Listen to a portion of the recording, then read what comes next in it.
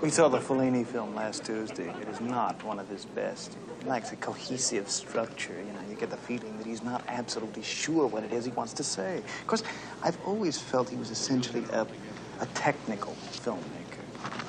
Granted, La Strada was a great film. Great in its use of negative imagery more than anything else. But that central cohesive core, you know, that must lead through an artist's work, leading from one to the other. Screaming his opinions in my ear. You understand what I'm talking about? Like all that Juliet of the Spirits, or getting, let's put it this way. What are you depressed about?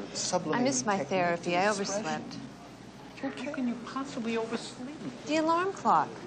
Do you know the hostile gesture that is to me? I know, because of our sexual problem, right? Everybody online at the New Yorker has to know our rate of intercourse. It's like Samuel Beckett. You know, I admire the technique, but it doesn't hit me on a gut level. I'd like to hit this guy on a gut level. Stop it, Albie. He's spitting on my neck. You know, he spits on my neck when he talks. Thing of all, and you know something else? You know, you're so egocentric that if I miss my therapy, you can only think of it in terms of how it affects you. Weltanschauung is what it is. Probably on their first date, right? Probably met by answering an ad in the New York Review of Books. 30-ish academic wishes to meet woman who's interested in Mozart, James Joyce, and sodomy. What do you mean, our sexual problem? I mean, I'm comparatively normal for a guy raised in Brooklyn. Okay, I'm very sorry. My sexual problem. Okay, my sexual problem, huh? I never read that. That was Henry James, right? Novel? You know what it sequel is? to Turn of the Screw? It's the influence of television.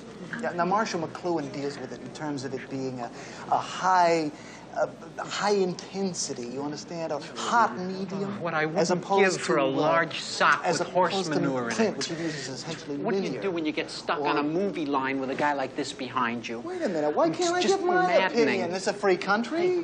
He can give you. You have to give it so loud. I mean, aren't you ashamed to pontificate like that? And the funny part of it is, Marshall McLuhan, you don't know anything about Marshall McLuhan's work. Really? I happen to teach a class at Columbia called TV, Media, and Culture. So I think that my insights into Mr. McLuhan, well, have a great deal of validity. Oh, do you? Yeah. Well, that's funny, because I happen to have Mr. McLuhan right here. So, yeah, just let me, come over here a second. Oh, Tell him. I heard what you're saying. You know nothing of my work. You mean my whole fallacy is wrong. How you ever got to teach a course in anything is totally amazing. Boy, if life were only like this.